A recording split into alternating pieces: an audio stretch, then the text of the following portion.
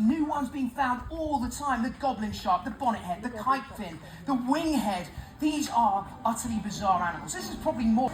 And this is the daddy, the giant of them all. Who knows what this one is? The biggest shark. The whale shark. Yes, but from one day, where for 24 hours, she went down to a mile in depth. That's a pretty good idea that she went down that deep to give birth to her pups. We don't know because no one has ever seen that happen. And that's true for almost every single species of shark. This is one of the exceptions. Can anyone tell me what kind of a shark this is? Oceanic whitetip. The white-tip reef shark. And these are baby sharks, species of sharks we have not seen. Simple things in their life, like giving birth, like mating, like where they go to, all those things are a complete mystery. In that million years, which for perspective means that we have had sharks in our seas longer than we have had trees. And this is one of the early proto-sharks. This is Helicoprion, a real thing, that tooth whirl in the jaw. And they are so common in the fossil record, the paleontologists have worked out Helicoprion could have got to be at least as big as our modern great white. I've got a little confession to make.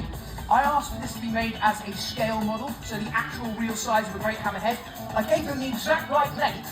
I might have been a little bit off on my other measurements. They don't get to be quite as porky as bouncing about, basically. I mean, he genuinely did eat all the pies. So they get to be this long, but not quite as hefty as this shark. Let's start at the engine room back here, because in any fast fish, the tail, which is very much the thing that propels them, gives them forward motion, is going to have this crescent shape.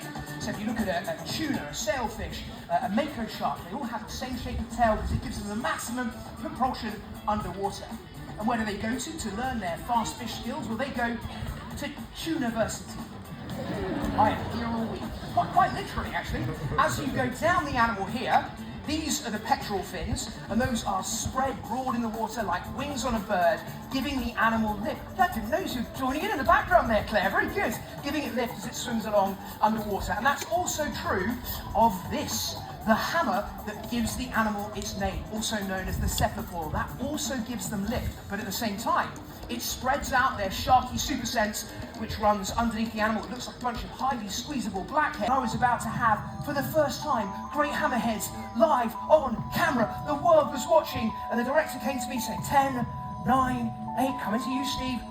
Blue water, not a single shark, nothing there. I was about to be utterly humiliated in front of everyone I'd ever known. Coming to you in 5, 4, 3, and then Gaia just swam out of the blue, and she was there for the next 8 minutes, and we won a BAFTA on that, all because Gaia rocked up out of nowhere. And then about 8 years later, we went back to the same place. We got a bunch of 12-year-olds, taught them all how to scuba dive. So if you're 12 years here today, you can get your scuba diving license, and got them down on the seabed. Who should turn up but Gaia again? So she is very much my spirit animal. She is the one single wild animal that I love more than any other, and she is great white. Yes, absolutely. So great whites, they have about 300 scalpel sharp teeth in their mouth. They fall out all the time. They could get through 50,000 of them in their lifetime. Gills there, you can see that scarring, that mutilation. That is almost certainly from the same thing I showed you with the white-tip reef sharks earlier on. That is a mating scar. A male has grabbed a hold of her by the gills